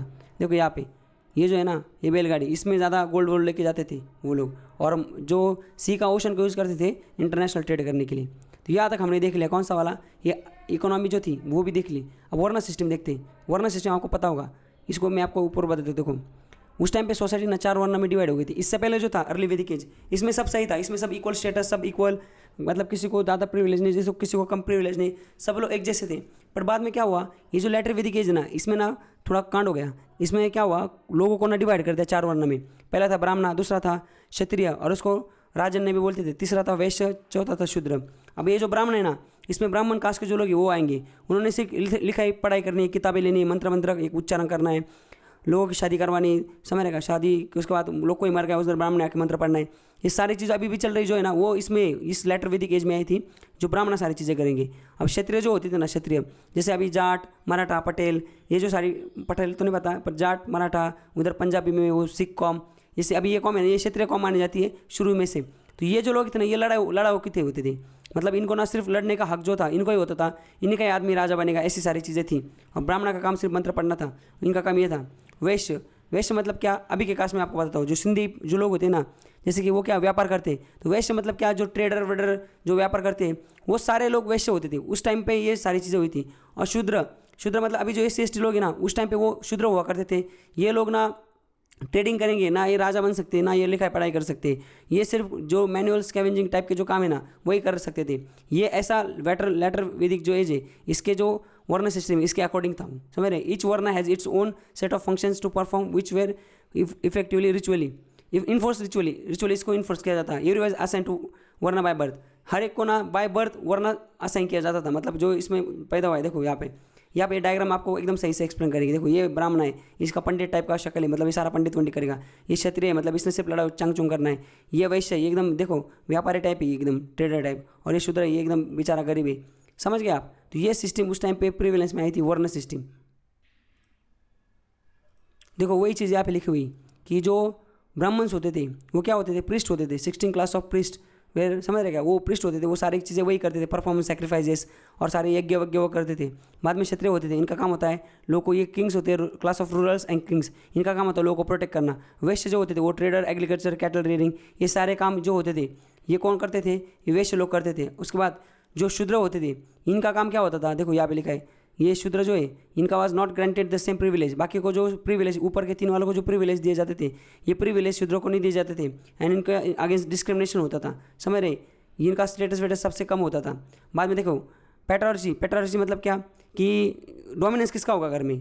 पेट्रोर्ची मतलब क्या, ऐसा समाज, ऐसी सोसाइटी जहाँ पे पुरुष प्रधान हो, सबके सब चीज़ें ना पुरुष प्रधान हो, पुरुष के हक में ज़्यादा चीज़ें हो, तो वो भी वैसे होती थी उस टाइम पे। प्रॉपर्टी जो थी वो फादर टू सन जो है वो ट्रांसफ़र होती थी, मतलब बाप टपकने के बाद बेटे को सारी प्रॉपर्टी मिलती थी। वुमन जो थी उनको ना लोअर पोजीशन पे रखा गया था, और पीपल ना गोत्रों को प्रैक्टिस करते थे। देखो गोत्र मतलब क्या है, जो ब्राह्मण में होता है ना, वो जो गले में वो डालते हो, देखो उस टाइम पे गोत्र प्रैक्टिस होता था। और जो सेम गोत्र के लोग हो ना, अब मुझे इतनी टेक्निकल चीज़ें पता नहीं, कोई ब्राह्मण होगा तो वो बाद में कमेंट सेक्शन में बता दो गोत्र क्या होता है। गोत्र मतलब मुझे बस ये पता है कि जैसे मराठा में जैसे कास्ट है, उसके अंदर जो सब कास्ट होते हैं अंदर, कि जैसे मराठा के अंदर मैं आपको बताता हूँ, अब मैं मराठा कास्ट से बिलोंग करता हूँ तो मैं आपको बताता हूँ। जैसे मराठा है, मराठा में भी 2-3 चीज़ें अलग होती है, जैसे कि जो पाटिल है, मराठा के अंदर भी पाटिल होती है। जैसे आपने देशमुख सुना होगा, तो देशमुख भी मराठा है कास्ट से, समझ गए। बट वो क्या है, वो देशमुख अलग, उनका जो अलग ही मतलब अलग ही चीज़ है उसकी। और बाकी जो दूसरे मराठी होते हैं वो पाटिल सुना होगा आपने, पाटिल, वो पाटिल होते हैं, पर देशमुख पाटिल नहीं। तो देशमुख और ये पाटिल, इनके बीच में शादी नहीं हो सकती, समझ गए आप। टेक्निकली अब तो हो रही है, समझ रहे कि वो बात अलग है, आप लोग करते हैं बट फिर उनको ना ये कर दिया, मतलब बाइकआउट किया जाता है, वो बात भी सही है। बट इन दोनों में टेक्निकली शादी नहीं हो सकती थी, हो नहीं सकती नहीं थी, अभी भी नहीं हो सकती टेक्निकली, क्योंकि ये पाटिल है और ये पाटिल नहीं, दोनों मराठा है। वैसी चीज़ें, वैसे गोत्र ब्राह्मण में क्या होता है, सब मतलब जो होती है, जैसे दोनों ब्राह्मण है उसके बाद वो कुछ तो होता है उनका अलग से, उसके अंदर उनका ये गोत्र है, इसका ये गोत्र है, तो जिसका दोनों भी ब्राह्मण है पर जिसका सेम गोत्र है ना, उनके बीच में शादी नहीं होगी, समझ गए। ये इनका बोलने का, मैंने अभी आपको एक एग्जांपल दिया, थोड़ा इनकरेक्ट था वो, पर आप समझ सकते हो मेरा एसेंस क्या था बोलने का। एग्रीकल्चर क्या था वो देख लिया, इकोनॉमी देख ली, और वर्ण सिस्टम भी हमने ये देख ली। उसके बाद एडमिनिस्ट्रेशन सेटअप, उस टाइम पे एडमिनिस्ट्रेशन कैसे होता था, किस टाइम में जो लेटर वैदिक पे एज है उसमें ना एडमिनिस्ट्रेशन कैसे होता था, देश कैसे चलता था। देखो एक बार ना हम अर्ली वैदिक पीरियड में जो एडमिनिस्ट्रेशन का सेटअप था वो एक बार समझने की कोशिश करते हैं।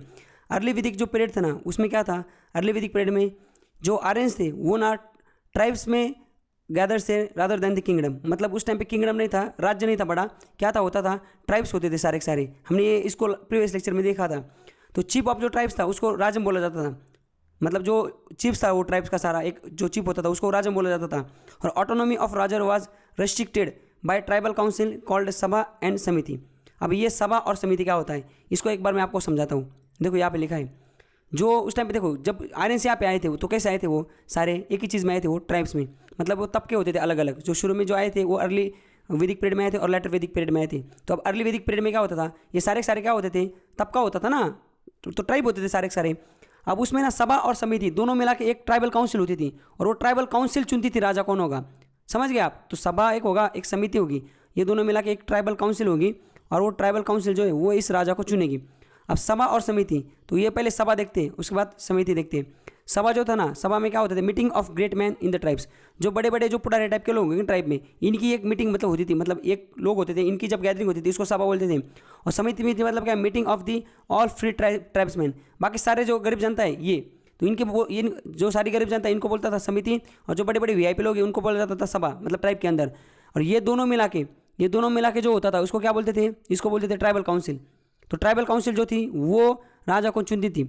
और ऑटोनॉमी ऑफ राजा, तो राजा की जो ऑटोनॉमी वो इससे रिस्ट्रिक्टेड होती थी ट्राइबल काउंसिल से। ट्राइबल काउंसिल जैसा बोलेंगे वैसे चलता था, समझिए ना। मतलब अर्ली वैदिक एज में सभा समिति होती थी, उनकी एक ट्राइबल काउंसिल होती थी, वो चुनती थी राजन कौन होगा, राजा कौन होगा। राजा जो होता था वो चीफ ऑफ जो ट्राइब्स है वो होता था, और उस टाइम पे वो किंगडम नहीं होते थे, मतलब बड़े बड़े राज्य नहीं होते थे, बस ट्राइब्स ही होते थे। और राजन जो है could not ascend to throne without approval, मतलब राजा डायरेक्ट कोई भी राजा नहीं बन सकता था विदाउट ये जो अप्रूवल इसका ट्राइबल काउंसिल का, इसके बिना कोई भी राजा नहीं बन सकता था।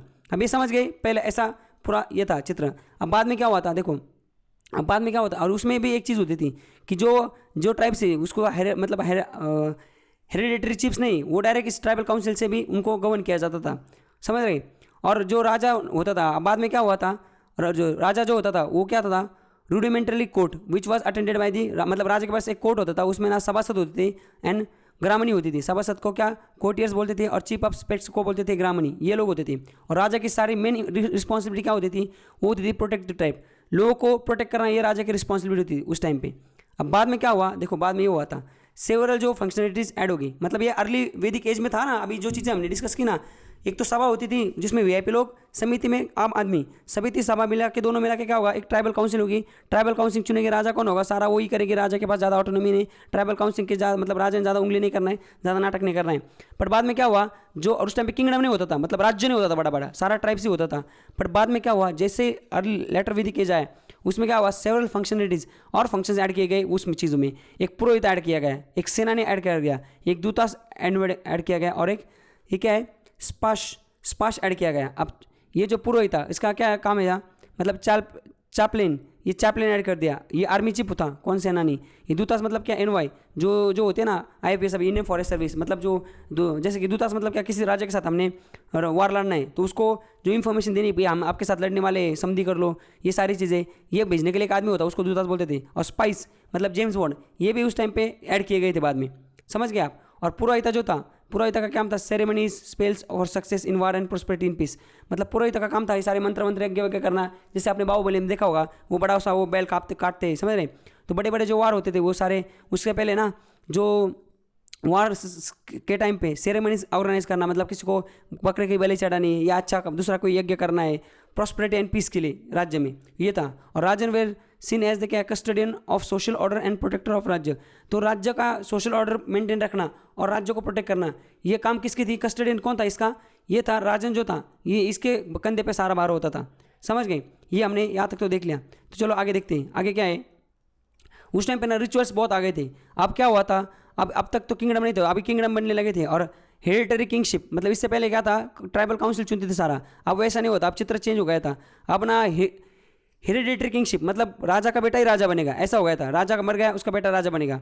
और ये चीज़ इमर्ज हो गई थी। और ना कॉम्पिटिशन्स जो मतलब उस टाइम पे इमर्ज हुए थे, जैसे कि ये चैरिट रेस जो होती है, रथ की यात्रा, cattle raids, games of dice, ये सारे और which previously decided who was worthy to become king and become the nominal, मतलब ये चीज़ें ना डिसाइड करती थी, समझ रहे क्या, कि राजा कौन बनेगा। मतलब पहले जो था ना ऐसी चीज़ें, ये नहीं, अभी जो मतलब जो सुपीरियर है मेरिट के बेस पे, वो जो था वो राजा बनेगा। और ये मतलब कंपटीशन होता था, कंपटीशन के वजह से बोला जाता था कि कौन नॉमिनल है, कौन राजा बनने के लायक है। उसके बाद rituals in this era exalted the status of the king over the people, तो रिचुअल्स थे वो बताते थे कि जो राजा है उसका पीपल के ऊपर क्या कंट्रोल है, क्या है, वो बताते थे। और उस टाइम पे एक चीज़ का रेफरेंस हुआ था, वो था रेफरेंस किया जाता था एक चीज़ को, वो था सम्राट। मतलब जो राजा है उसको सुप्रीम रूलर बोला जाता था, उसको सम्राट बोला जाता था, समझ गए। Raja's increasing power enable to gain the greater control over the political productive resources. मतलब जो रिसोर्सेज थे राज्य में, तो राजा का जितना पावर है लोगों पे, वो उसको अलाउड करता था कि वो रिसोर्सेज को वो यूज़ कर सकता है। ये बात कब की चल रही है पता है क्या आपको? ये बात चल रही है 1000 BC, 1000 से लेकर 600 BC तक।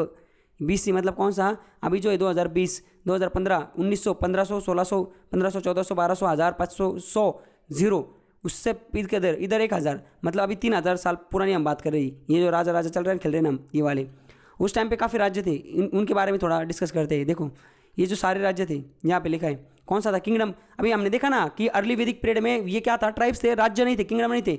बाद में किंगडम बन गए थे। और ये जो शुरू में जो ट्राइबल मतलब डेमोक्रेसी थी ना, वो चुनते थे, लोग चुनते थे, सभा समिति, वो खत्म हो गई थी। अब कॉम्पिटिशन से राजा बना जाता था, और राजा जो है मतलब हेरिडेटरी होता था, जो राजा का बेटा ही राजा बनता था। एक मतलब एक बार ऐसी भी चीज़ें होती थी, कॉम्पिटिशन भी होता था।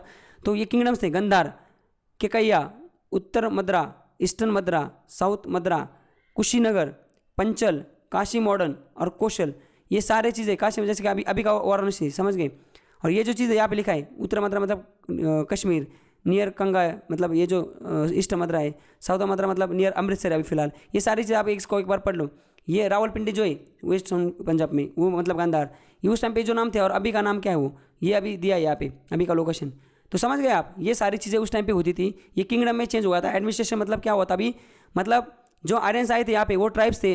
1500 साल पहले जो आर्यन आए थे वो ट्राइब्स थे। 600 1000 तक आते आते वो ट्राइब खेलते रहे। बाद में क्या हुआ, आयरन का इन्वेंशन हुआ, उसके बाद वेपन्स बनने लगे, फिर झगड़े होने लगे, फिर राज्य बनने लगे, और बाद में 600 BC आते आते फिर राज्य बनने लगा, और बड़ा एक राज्य बना था। वो हमें नेक्स्ट लेक्चर से मतलब बाद में देखना है हमें कि बड़ा राज्य कैसे बना था और क्या हुआ था वो। यहाँ तक क्लियर सबको? उस टाइम पे जो कंपटीशन होता था ना, आपको एक इंटरेस्टिंग चीज़ दिखाता हूँ।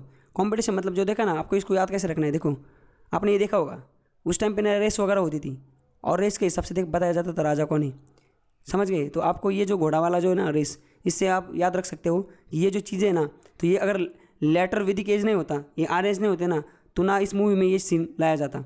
समझ गए आप? चलो आगे देखते हैं। तरीके से हमने जो ये लेटर वैदिक इकोनॉमिकल सोशल लाइफ थी, इसके पहले 4 टाइप देख लिए। अभी यज्ञ बाकी और वो देखना है। उस टाइम पे ना 4 टाइप के यज्ञ होते थे। सबसे पहला था राजस्व यज्ञ, दूसरा था अश्वमेध यज्ञ, तीसरा था वापैया, और चौथा था सनहिरिरी। तो ये एक एक को हम एक बार देख लेते हैं। तो सबसे पहले जो था यहाँ पे देखो, वो था राजसूय। राजसूय जो था ना, वो था conferred the supreme power, coronation of king. मतलब जो राज्य अभिषेक होता था, राज्य अभिषेक का जो यज्ञ होता था उसको बोले जाते थे राजसूय युग। समझ गए? मतलब ये 4 टाइप के यज्ञ होते थे। जब से शिवाजी महाराज जो थे, छत्रपति शिवाजी महाराज, इनका जब कोरोनेशन हुआ था, तो वो इसी यज्ञ के शायर हुआ था। कौन सा? राजसूय यज्ञ। राजसूय मतलब किसी आदमी को राजा बना देना। तो कोरोनेशन ऑफ किंग जो होता था वो होता था राजसूय यज्ञ होता था, ये राजसूय यज्ञ में आता था। दूसरा था क्या? दूसरा था अश्वमेधा। अश्वमेधा जो यज्ञ होता था ना, इसमें ऐसा दिया जाता था, एक घोड़े को छोड़ा जाता था। देखो, question control in area where royal horse run uninterrupted.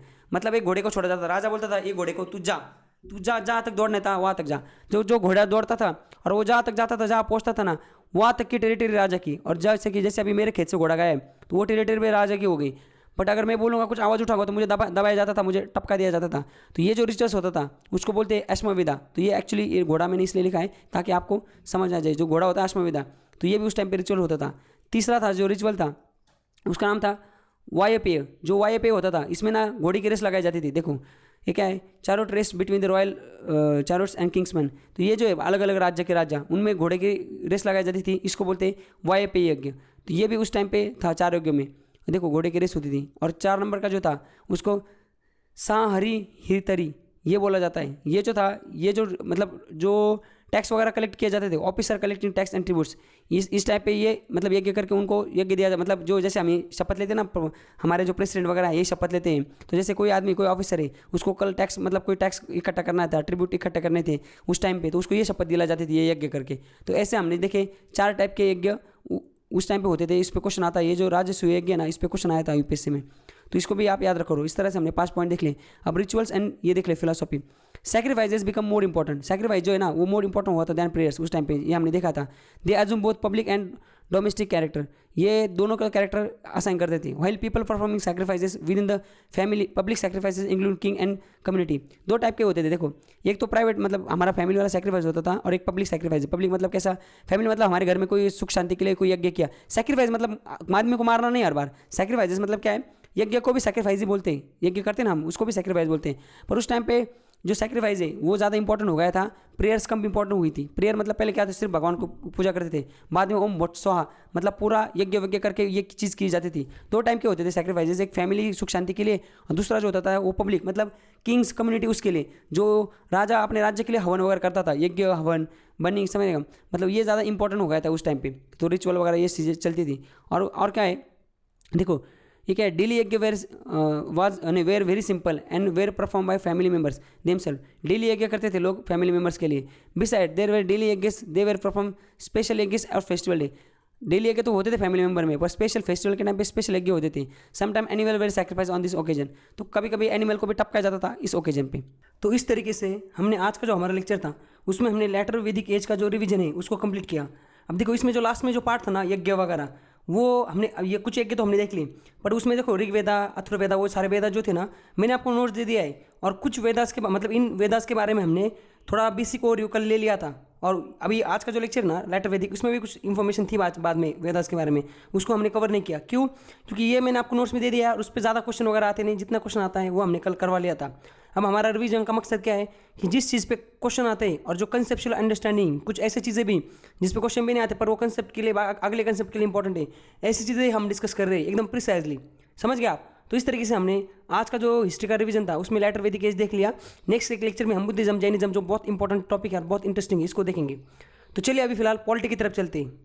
कल का जो पॉलिटी का लेक्चर था उसमें हमने कहाँ तक देखा था, देखो हमने उसमें ना प्रीएम्बल जो था वहाँ तक देखा था। कल 12 तारीख थी और प्रीएम्बल से रिलेटेड जितनी भी चीज़ें हैं उसको हमने एकदम डिटेल में देखा था। और आज के लेक्चर में हमें यूनियन एंड इट्स टेरिटरी मतलब आर्टिकल वाला जो पार्ट है ना वहाँ से हमारा स्टार्ट हो रहा है। अब तक जो हमने देखा था पहले जो 4-5 लेक्चर थे हमारे, उसमें हमने सबसे पहले देखा था हिस्टोरिकल बैकग्राउंड क्या था, यहाँ से अंग्रेज कैसे आए थे, उन्होंने कैसे हमारे यहाँ पे राज किया था, उनके जो एक्ट्स हैं वो रेगुलेटिंग एक्ट 1972 से लेके इंडिया इंडिपेंडेंस एक्ट 1947 तक हमने देखा।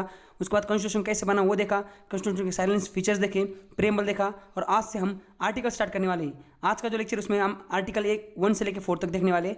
और आज के टॉपिक का नाम है यूनियन एंड इट्स टेरिटरी। ये देखो ये हमारा इंडिया का मैप है, यहाँ पे दिखा है स्टेट वर्सेस यूनियन टेरिटरी। अब यूनियन टेरिटरी क्या होता है और स्टेट्स क्या होता है?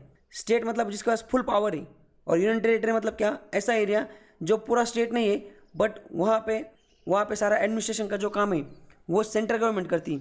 ऐसे हमारे पास पहले 7 यूनियन टेरिटरी थी, जिसमें 2 जो है दिल्ली और पौंडीचेरी, वो जो यहाँ पे देखो यहाँ 7 लिखी हुई है, इसमें से जो 2 है दिल्ली और पौंडीचेरी, यहाँ पे ना विधानसभा है, मतलब यहाँ पे इलेक्शन होता है, यहाँ पे एमएलए चुन के जाते हैं, और एक चीफ मिनिस्टर भी होता है।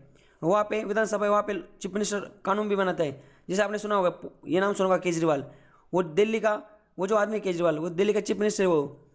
तो ये 2 जो यूनियन टेरिटरी थी वहाँ पे लेजिस्लेचर असेंबली है, और वहाँ पे इलेक्शन होता है, और वहाँ पे चीफ मिनिस्टर होता है।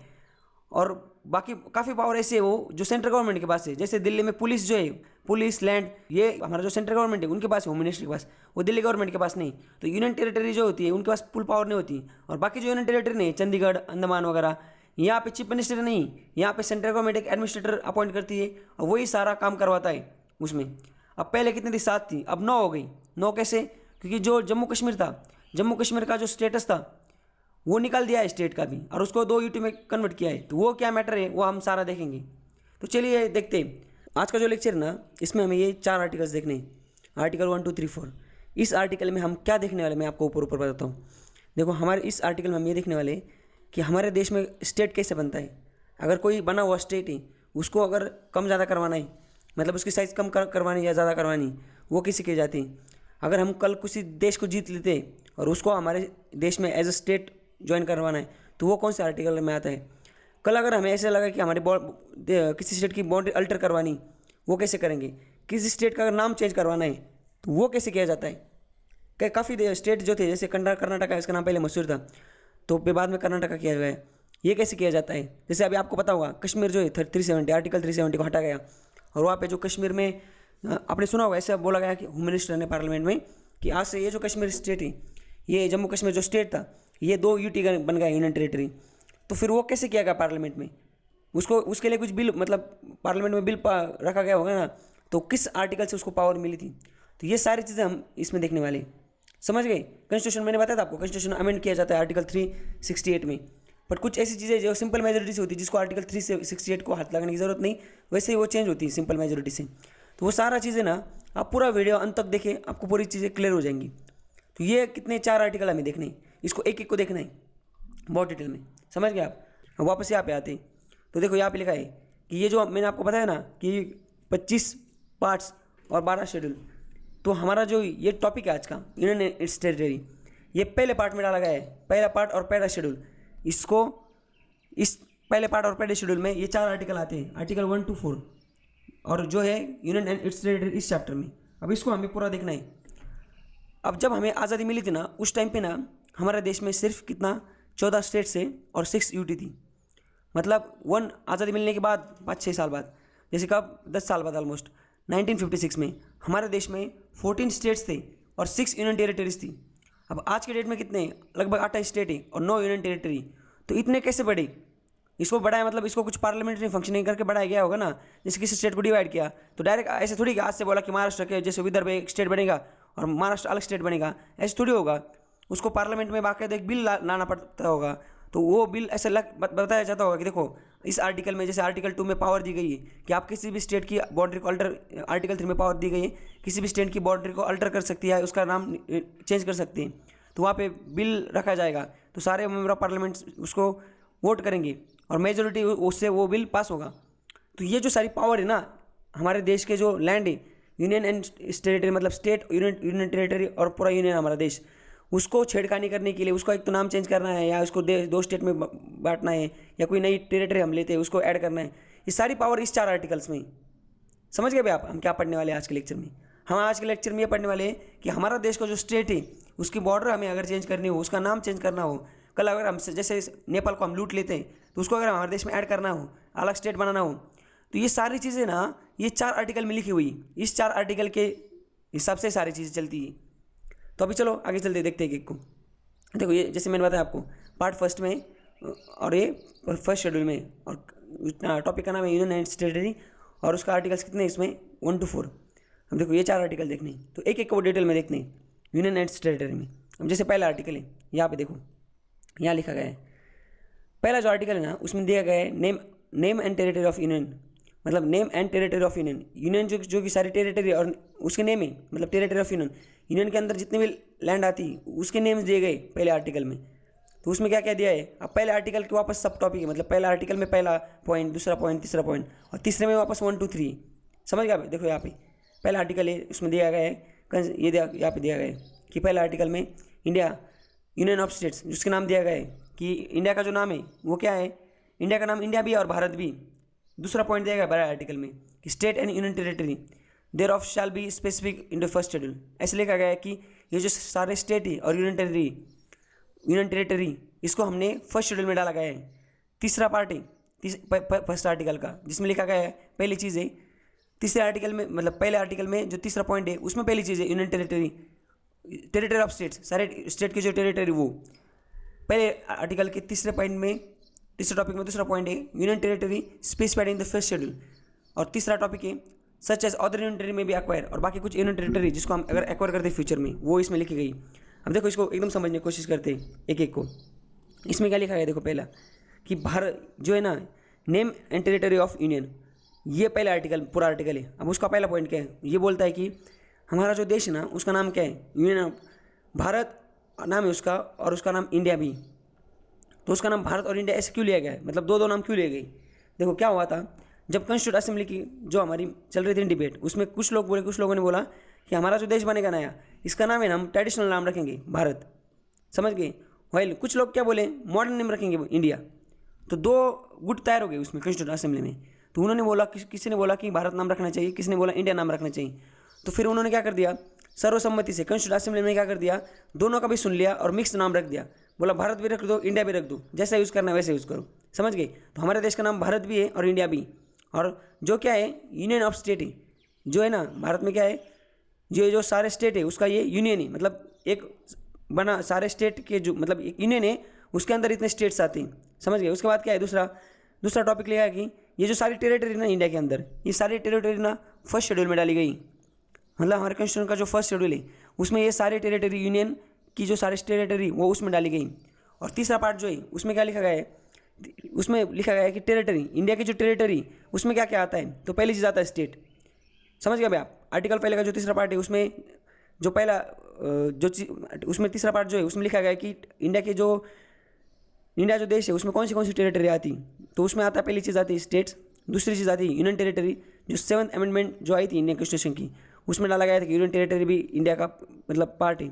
और तीसरी जो चीज़ है वो है मे एक्वायर्ड, मतलब ऐसी टेरिटरी जो आज के डेट में हमारे देश का पार्ट नहीं, समझ गए। जैसे अभी कल अगर हमने नेपाल को एनेक्स कर लिया, लूट लिया हमने नेपाल को, और हमारे देश में ऐड करना है, तो फिर कौन सा आर्टिकल के तहत उसको ऐड करेंगे। तो पार्लियामेंट में बिल आएगा, और पार्लियामेंट में तो ये तो बोलेंगे आर्टिकल जो पहला आर्टिकल है उसका जो पहला पार्ट है उसमें तो नाम लिखा गया है। सेकंड पार्ट में बोला गया है कि टेरिटरी फर्स्ट शेड्यूल में डालनी, और तीसरे पार्ट में लिखा गया है कि इंडिया की टेरिटरी, उसमें तो लिखा गया है उन्होंने कि इंडिया के स्टेट्स और यूनियन टेरिटरी। और अगर ये तीसरा क्लॉज नहीं होता तो नेपाल को डालते कैसे, उसमें कुछ क्लॉज ही नहीं होता इंडियन कॉन्स्टिट्यूशन में, उसमें ऐसे कुछ क्लॉज ही नहीं लिखा होता कि अगर कल कोई लैंड आती है जो हम उसको एक्वायर कर लेते तो वो कहाँ डालेंगे, तो आर्टिकल फर्स्ट में डालेंगे, समझ गए भाई आप। क्योंकि आर्टिकल फर्स्ट में यहाँ पे जो तीसरा पॉइंट है आर्टिकल फर्स्ट का, उसके अंदर जो तीसरा पॉइंट है उसमें लिखा गया है कि अगर कोई टेरिटरी जो आज हमारे देश का पार्ट नहीं, उसको अगर हम एनेक्स करके हमारे देश में डाल देते तो आर्टिकल फर्स्ट में आ जाएगा, किसमें, टेरिटरी ऑफ इंडिया में आ जाएगा वो, समझ गया। चलिए आगे चलते हैं। अब आर्टिकल 2 में क्या है, देखो आर्टिकल 2 में ये लिखा गया है कि establishment of new states, parliament में by law can be done ordinary bill admit into union. मतलब क्या है, इसका मतलब ये देखो, कल जैसे मैंने आपको बताया कि एक नया हमें स्टेट बनाना है, जैसे कल नेपाल और हमारे झगड़े हो गए, नेपाल को हमने युद्ध कर लिया, उनको हरा दिया और हमारे इंडिया में मिला दिया।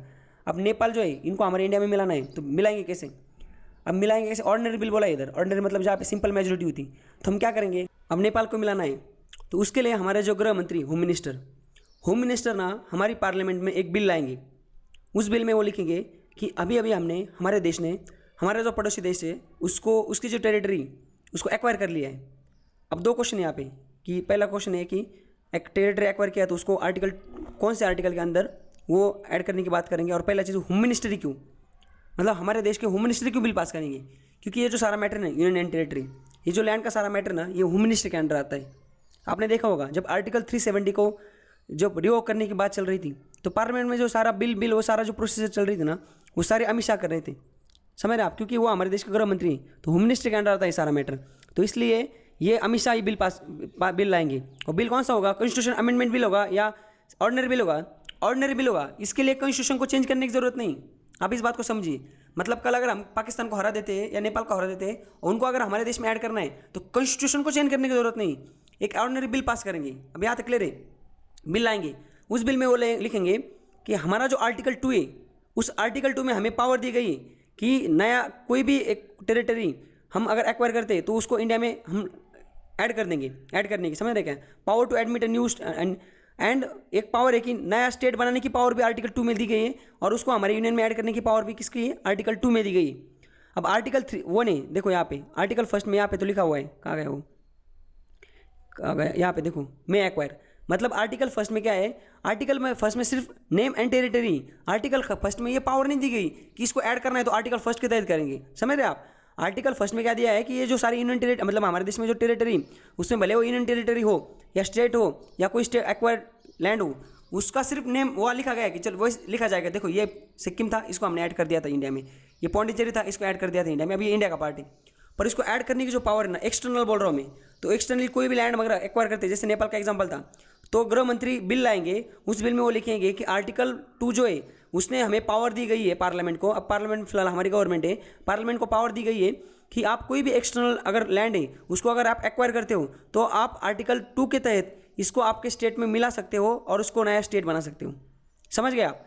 तो नया स्टेट हम ऐसे करके नया स्टेट बना सकते हैं। तो आर्टिकल 2 में सारी बात जो कही गई ना, वो 2 चीज़ आपको याद रखनी है कि आर्टिकल 2 सिर्फ अप्लाई होता है एक्सटर्नल लैंड के लिए, मतलब जो ऑलरेडी हमारे देश में जो लैंड है उसके बारे में नहीं, वो चीज़ वो एक्सटर्नल के लिए जो लैंड मास हम बाहर से मतलब जो लैंड है टेरिटरी जिसको बाहर से हम एक्वायर करेंगे वो वाली बात, वो चीज़। और दूसरी एक पहली चीज़ याद रखो, और दूसरी चीज़ याद रखो कि इसके लिए कॉन्स्टिट्यूशन अमेंडमेंट बिल लाने की जरूरत नहीं है, ये सिंपल मेजोरिटी से होता है। ऑर्डिनरी बिल से मतलब क्या, ये पार्लियामेंट मेंबर ऑफ पार्लियामेंट जो बिल रखा जाएगा तो जितने लोग प्रेजेंट है उसमें से हाफ से ज़्यादा लोगों ने अगर उसको वोट कर दिया तो बिल पारित हो जाएगा और वो टेरिटरी हमारे देश में एज अ स्टेट बन जाएंगी। समझ गए, इतना ही था। तो आर्टिकल 2 में दो पावर है, एक पावर है power to admit a new state into union of India, और दूसरा है power to establish a new state. तो ये न्यू स्टेट बना सकता है, और जो बाहर से जो हम ले सकते हैं, मतलब बाहर से जो नया स्टेट है उसको हमारे इंडिया में एडमिट करने का भी पावर इसमें। समझ गए। आर्टिकल फर्स्ट में क्या है पता है क्या, वो जो मैं एक्वायर ना, मतलब आर्टिकल फर्स्ट में बस लिखा होगा कि ये जो लैंड है जो हमने एक्वायर की ये भी हमारा इंडिया का पार्ट है, तो उसको ऐड करने का जो पावर है ना वो भी आर्टिकल 2 के पास है। मतलब बाहर की जो टेरिटरी उसको इंडिया में एडमिट करने का पावर भी इंडिया के पास है। समझ गए अभी आप। तो अगर कन्फ्यूजन होगा वापस बताता हूँ कि जैसे कि बाहर की कोई टेरिटरी जिसको हमने अगर एनेक्स कर लिया या वार में जीत लिया, उसको अगर जैसे पाकिस्तान को अगर कल हमने हरा दिया तो अभी इसको पाकिस्तान को हमारे देश में ऐड करना है, तो हम क्या करेंगे, आर्टिकल 2 में वो पावर दी गई उसको हम हमारे देश में ऐड करेंगे और उसको एक अलग स्टेट बना देंगे, तो वो पावर भी आर्टिकल 2 के पास है। समझ गए। तो आर्टिकल 2 कंसर्न है अबाउट एक्सटर्नल टेरिटरी, मतलब एक्सटर्नल टेरिटरी को जब एक्वायर कर देते तब, इंटरनल को नहीं। तो इस तरह से हमने दो आर्टिकल देख लिए। अब आर्टिकल तीसरा देखते हैं।